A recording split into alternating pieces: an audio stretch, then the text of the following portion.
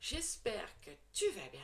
Alors, après la pause festive des fêtes de fin d'année, un début d'année plutôt introspectif pour ma part, et les 15 jours de JO d'hiver où je me suis régalée, me voici de retour sur la passerelle stellaire.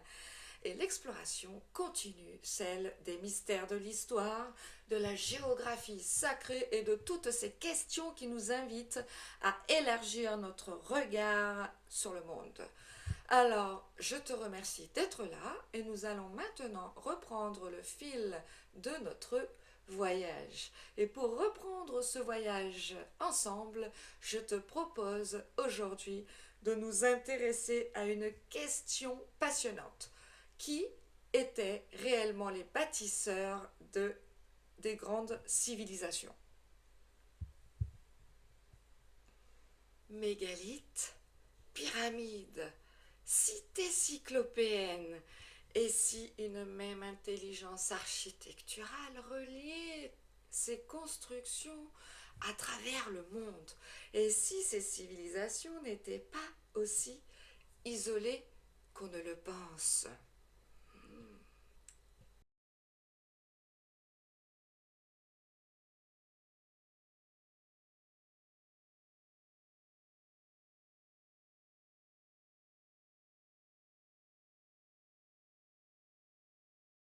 Avant d'explorer les sites eux-mêmes, il faut comprendre le contexte. La région andine, en Amérique du Sud donc, abrite certaines des civilisations les plus fascinantes de l'Antiquité. Bien avant l'Empire Inca, plusieurs cultures se sont développées dans ces montagnes et ces plateaux. Mais dis-moi comment des populations ont-elles pu s'installer dans les hauteurs montagneuses de 4000 mètres d'altitude, voire 6000 à 7500 mètres d'altitude? À cette époque, des villes pouvaient même compter 20 000 à 40 000 habitants. Ces civilisations anciennes se développent surtout le long de la côte et pas au cœur de la forêt amazonienne. Le réseau hydrographique est pauvre, on a des petites rivières et comme grande réserve d'eau, le lac très connu Titicaca à 2500 mètres d'altitude qui contient une eau salée. Donc, on peut y voir un lien avec la mer. Des sociétés capables d'organiser de vastes territoires, de maîtriser l'agriculture en haute altitude et surtout de construire des monuments mais impressionnants dans des conditions générales de froid, de manque d'oxygène, en fait des conditions difficiles dans ces environnements quoi.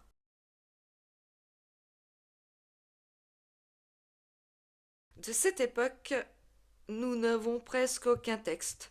Ce sont les pierres qui parlent. Des mégalithes d'au moins 20 000 ans. Selon la thèse officielle, le peuplement des Amériques se fait par déplacement de populations venues d'Asie. Une autre hypothèse raconte que des peuples seraient venus par l'océan Pacifique, avec une influence chinoise, et cela implique une navigation ancienne avancée, bien antérieure à ce que reconnaît l'histoire officielle. Une autre hypothèse encore nous dit que certains peuples seraient venus de l'Est, soit d'Europe. Des ressemblances physiques, symboliques, techniques sont avancées pour soutenir cette idée. Certains chercheurs pensent que des navigateurs venus d'Europe auraient pu atteindre l'Amérique bien avant Christophe Colomb. Et, fait intrigant, le sanskrit, qui est l'une des plus anciennes langues connues, présente des similitudes étonnantes avec de nombreuses langues du monde. Certains y voient la trace d'une langue souche ancienne, aujourd'hui fragmentée.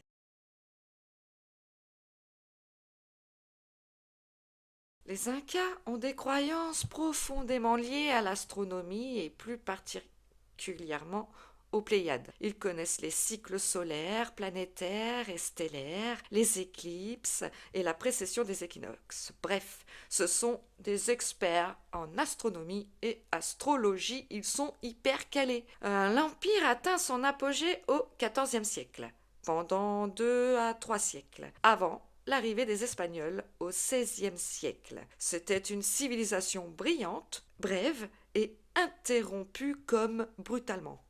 Donc l'Amérique, soi-disant découverte en 492, mais comment 200 Espagnols arrivent à faire tomber un empire de 6 à 8 millions d'Incas?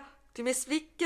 Selon des explications avancées, alors, les Incas auraient été effrayés par les armes à feu, qui étaient inconnues pour eux, par des chevaux avec leurs cavaliers dessus qu'ils prenaient pour une bête étrange. Ce fut alors un gros choc psychologique pour eux. Et l'empereur, en plus, a été assassiné. Alors, à ce moment-là, le peuple cacha tout l'or. Puis s'enchaîna une guerre civile entre Espagnols et une guerre d'indépendance. Alors, ce chaos rapide contraste vraiment avec une civilisation très structurée, experte en astronomie, ingénierie et en organisation sociale, non, tu crois pas? Quoi qu'il en soit, lorsque les Incas apparaissent vers le XIIIe siècle, une grande partie de ces savoirs architecturaux semble déjà exister, ce qui amène certains chercheurs à se demander: les Incas ont-ils réellement construit toutes ces structures ou ont-ils hérité d'un savoir bien plus ancien?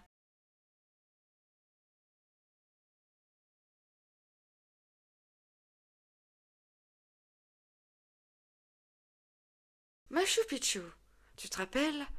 On en a vraiment parlé dans l'épisode précédent. Perché à plus de 2400 mètres d'altitude, la cité de Machu Picchu reste l'un des sites archéologiques les plus spectaculaires au monde. Construite au sommet d'une crête montagneuse, elle semble parfaitement intégrée au paysage. Ses terrasses agricoles, ses temples et ses habitations témoignent d'une maîtrise impressionnante de l'architecture. Mais ce qui fascine le plus les chercheurs, ce sont les murs, des blocs de pierre gigantesques, parfaitement taillés, ajustés les uns aux autres avec une précision remarquable. Des murs qui tiennent depuis des siècles, malgré les séismes, malgré le temps. Ce lieu est souvent présenté comme un chef-d'œuvre inca. Et pourtant, plus on l'observe, et plus une question se pose. Ne sommes-nous pas ici plutôt face à un héritage, car des sites semblent clairement plus anciens que l'Empire lui-même?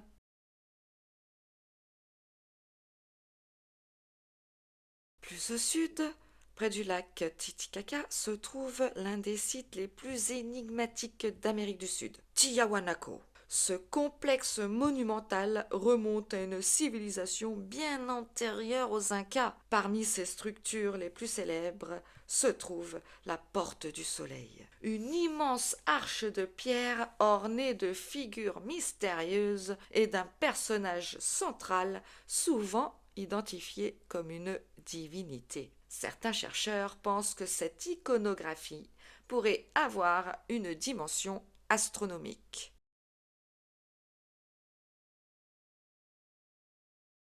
Pas très loin de là se trouve Pumapunku. C'est probablement l'un des sites mégalithiques les plus étonnants de la planète. On y trouve d'immenses blocs de pierre, parfois pesant plusieurs dizaines de tonnes. Mais ce qui intrigue surtout, ce sont leurs formes. Certaines pierres présentent des découpes extrêmement précises, des angles parfaitement droits et même des formes géométriques très complexes. Comment ces blocs ont-ils été taillés avec une telle précision? La question reste encore aujourd'hui débattue.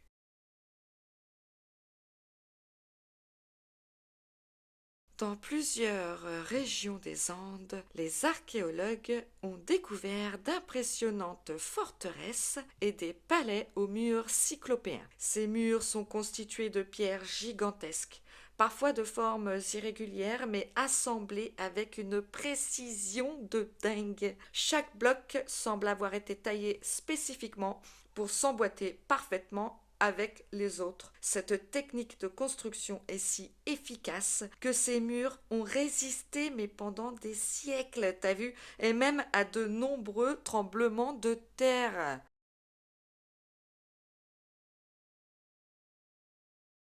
Et enfin, au sud du Pérou, s'étend l'un des plus grands mystères archéologiques du monde, les lignes de Nazca. Dans le désert, des centaines de figures gigantesques ont été tracées directement dans le sol. Certaines représentent des animaux, un colibri, un singe, une araignée, etc. D'autres sont des formes géométriques immenses. Le plus étonnant est que ces figures ne sont pleinement visibles que depuis le ciel. Pourquoi créer de tels dessins invisibles depuis le sol? Là encore, les interprétations restent nombreuses.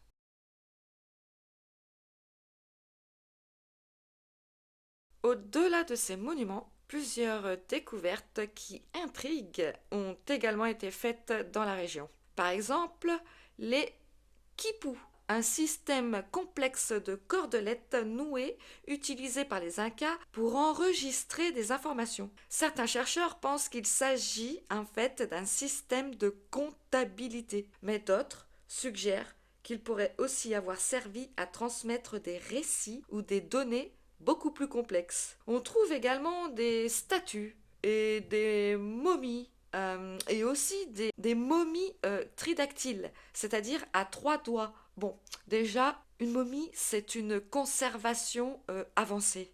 Et une momie à 3 doigts aux mains, cela pose question. Enfin, certaines découvertes plus controversées, comme les fameuses pierres d'Ica, ont alimenté de nombreuses spéculations, hein, même si leur authenticité est fortement débattue. Et aussi, il y a cette découverte très étonnante à Nazca, ce fameux cosmonaute. Bref, des découvertes très étranges, hein, tout de même. Ces sites montrent un niveau d'ingénierie remarquable. Ces constructions sont impressionnantes. Mais ce qui est encore plus étonnant, ce sont les récits transmis par les peuples eux-mêmes.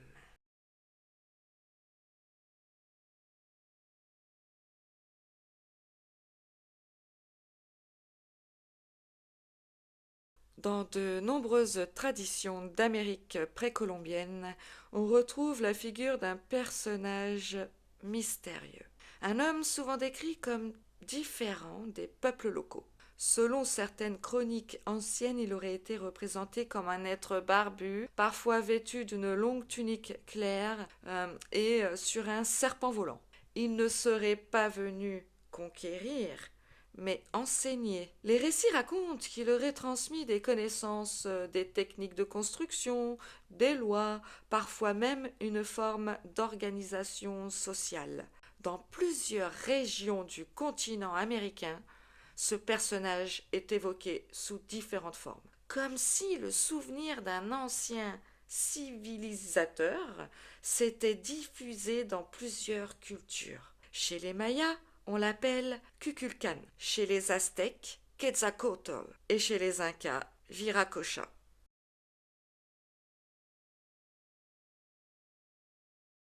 Dans les traditions andines, ce rôle de civilisateur est souvent attribué à une figure bien connue, Viracocha. Un homme blanc, de haute taille et de forte corpulence.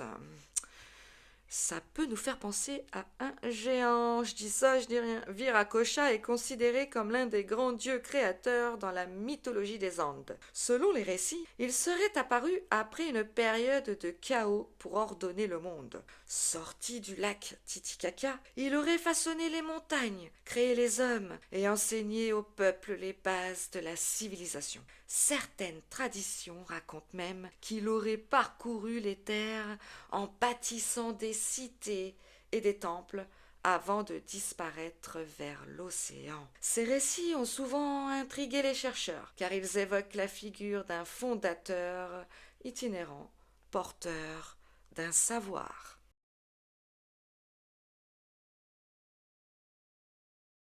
Dans la cosmologie mésoaméricaine, le monde n'a pas été créé une seule fois. Il a été créé, puis détruit, puis créé, puis détruit, plusieurs fois comme ça. Les anciens parlaient de cycles appelés les soleils. Les prêtres mésoaméricains ne voyaient pas le temps comme une ligne, mais comme une roue cosmique, un calendrier sacré où chaque ère du monde était appelée un soleil. Selon les anciens récits mésoaméricains, le premier monde fut appelé le soleil du jaguar. Les hommes de cette première humanité furent finalement dévorés par les jaguars sacrés et le monde fut détruit. Le deuxième monde fut appelé le soleil du vent. Des tempêtes terribles balayèrent la terre et les hommes furent transformés en singes, condamnés à errer dans les forêts. Génial, hein? Le troisième monde fut brûlé par le feu et le quatrième monde fut englouti par les eaux. Eh oui, ça nous rappelle le déluge. Les prêtres en fait enseignaient que le temps n'est pas linéaire, mais cyclique. Les mondes naissent, disparaissent, puis renaissent à nouveau. Selon les sages mésoaméricains, nous vivons aujourd'hui sous le cinquième soleil. Est-ce qu'il va être meilleur celui-ci? On se demande. Les 4 mondes précédents ont disparu, dévorés par les jaguars, balayés par les vents, brûlés par le feu et, on a dit quoi, engloutis par les eaux. Chaque soleil marque la naissance, puis la fin d'un monde par un chaos. Le nôtre, disent les anciens, est fragile, car le cinquième soleil ne brille que tant que l'humanité se souvient qu'elle fait partie du grand cycle du cosmos. Les anciens donc racontaient que les mondes disparaissaient puis renaissaient encore et encore, comme s'ils avaient conservé ce souvenir de grandes ruptures, de grandes catastrophes de l'histoire humaine. Mais dans certaines traditions andines, les catastrophes ne sont jamais totalement imprévisibles. Avant que les grands bouleversements n'arrivent, la nature elle-même donnerait des signes. Et parfois, disent les légendes, même les animaux peuvent avertir les hommes. C'est ainsi qu'est née une étrange histoire transmise dans les Andes depuis des siècles, la légende du lama qui parle.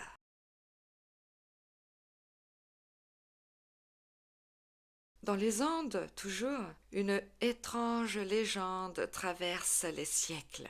On raconte qu'autrefois, un berger menait ses troupeaux sur les hauts plateaux. Un soir, alors que le soleil disparaissait derrière les montagnes, l'un de ses lamas se mit à pleurer. L'animal leva la tête vers le ciel et parla. Il avertit le berger qu'un immense déluge allait bientôt recouvrir la terre. Les montagnes seraient submergées et les vallées englouties par les eaux. Alors, le berger rassembla sa famille et monta vers les plus hauts sommets. Et lorsque la pluie tomba, le monde fut noyé sous les eaux. Mais ceux qui avaient écouté l'avertissement du lama survécurent. Depuis, dans les Andes, on dit que les animaux entendent parfois les secrets de la terre bien avant les hommes. Mais d'autres disent que le lama pourrait être un chaman, c'est-à-dire un intermédiaire entre les mondes, si tu veux, qui a accès à une révélation. Alors, est-ce que le lama est en contact avec d'autres mondes ou est-ce que ce sont des calculs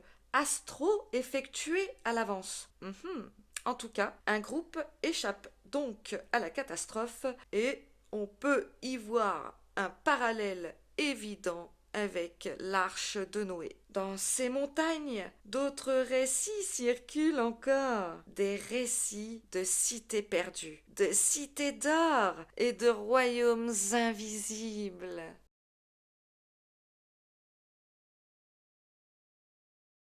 Ah, la fameuse cité d'or. Mais qui ne connaît pas?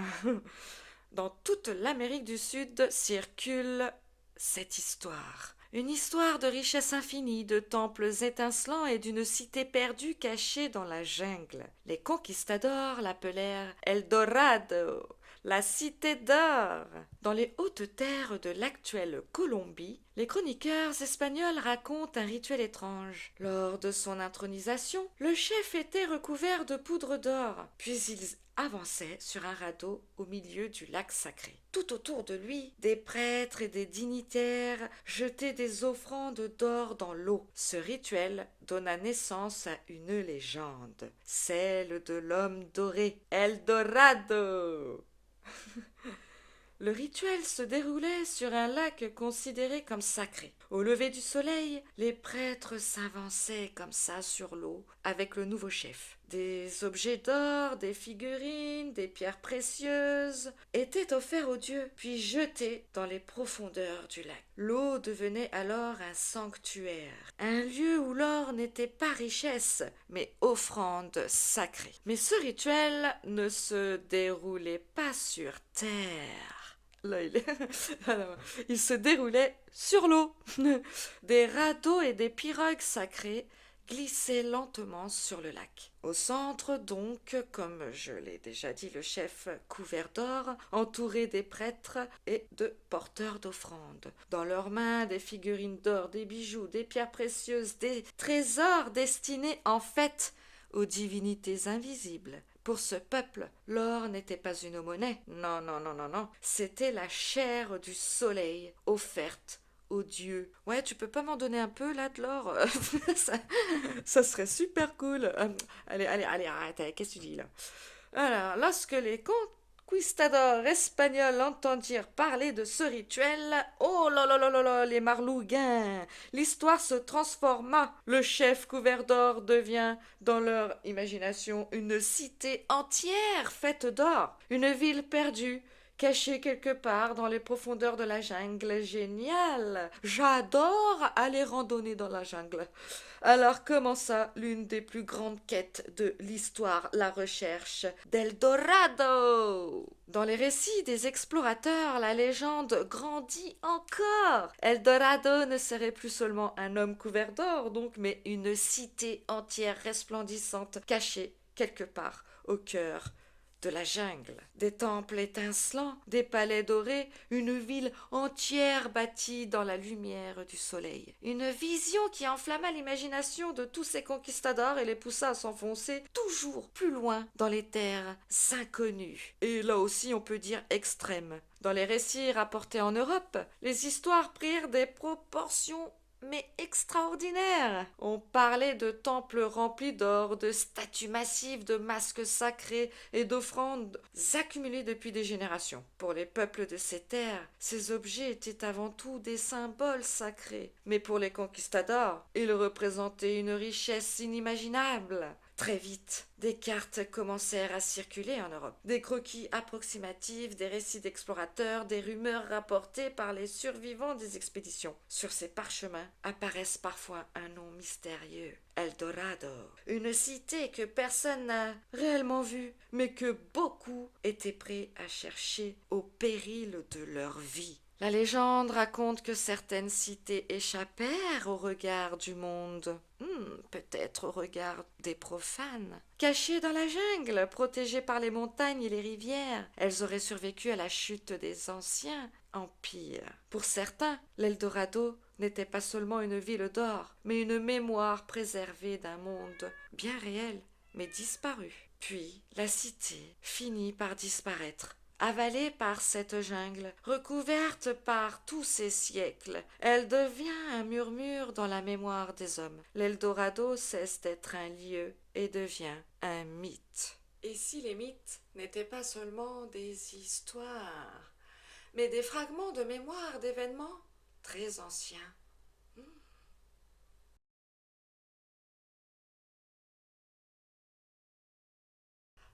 À première vue, les civilisations anciennes semblent séparées par des océans, des continents et des millénaires.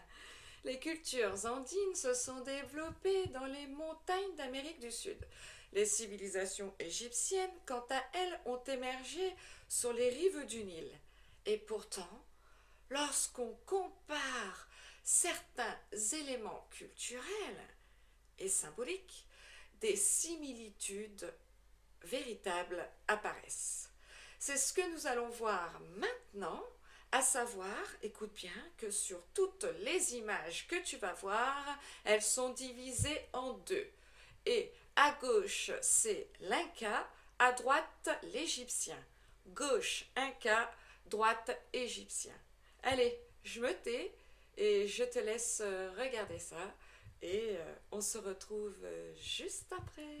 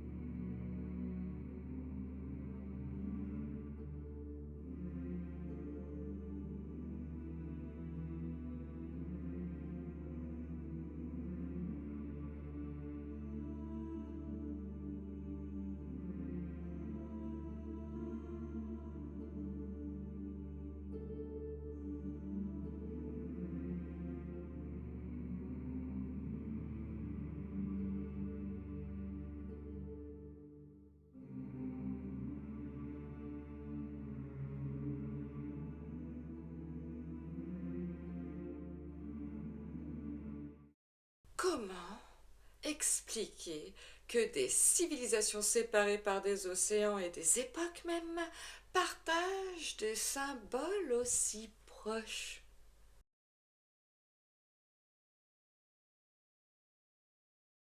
Alors, après avoir examiné les faits, les mythes et les ressemblances entre certaines civilisations anciennes, plusieurs hypothèses ont été proposées ici pour tenter d'expliquer ces mystères. Certaines sont scientifiques et plutôt relativement prudentes. D'autres sont beaucoup plus controversées, certes, voire mises de côté, sous le boisseau. Mais toutes posent finalement la même question. D'où viennent ces savoirs anciens?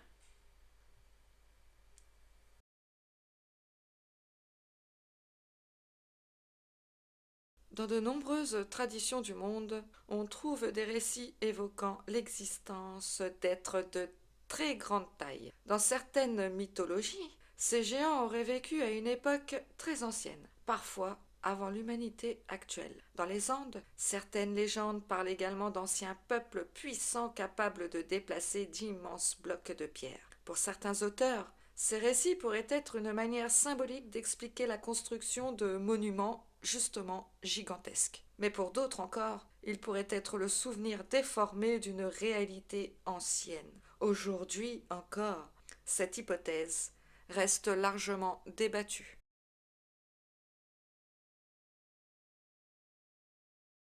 Une autre hypothèse, plus moderne, propose que certaines civilisations anciennes auraient pu recevoir l'influence d'une intelligence extérieure à la Terre. Selon cette idée, des visiteurs venus d'ailleurs auraient transmis certaines connaissances aux humains. Architecture, l'astronomie, organisation sociale, entre autres. Dans la culture populaire, ces hypothèses sont souvent associées à la figure des extraterrestres, parfois représentés sous la forme des fameux petits gris.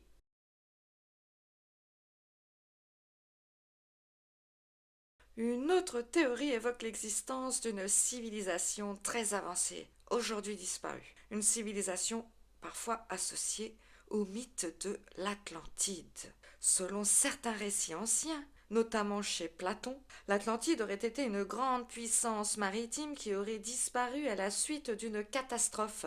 Et on sait maintenant que l'Atlantide n'était pas seulement une île perdue quelque part sur cette planète, mais la planète entière. D'autres l'appellent la Lémurie, d'autres encore l'appellent la Tartaria. Certains auteurs ont imaginé que des survivants de cette civilisation auraient pu transmettre leurs connaissances à d'autres peuples, notamment en Égypte ou dans les Amériques. Cette hypothèse reste, oui, controversée, mais elle continue de fasciner de nombreux chercheurs et passionnés d'histoire.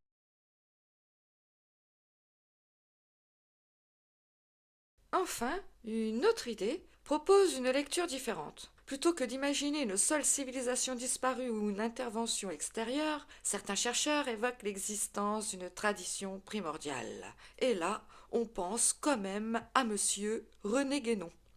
Une forme de connaissance très ancienne, transmise de génération en génération, parfois sous forme de symboles, de mythes ou d'architecture sacrée, comme on peut le voir ici. Selon cette vision, les grandes civilisations anciennes auraient hérité d'un même socle culturel, un sens profond de l'art sacré, une observation attentive des cycles célestes, une organisation sociale structurée et un rapport spirituel à la nature. Dans ce cas, les ressemblances observées entre différentes civilisations ne seraient pas forcément le résultat d'un contact direct, certes, mais plutôt la trace d'un héritage commun, extrêmement ancien et très avancé. Face à toutes ces hypothèses, une chose reste certaine. Les civilisations anciennes possédaient des connaissances et des savoir-faire qui continuent aujourd'hui à susciter l'admiration et parfois même l'étonnement. Alors, peut-être que la réponse ne se trouve pas dans une seule de ces hypothèses, dans une seule explication. Peut-être que l'histoire humaine est simplement beaucoup plus ancienne et complexe que ce qu'on nous a voulu nous faire croire.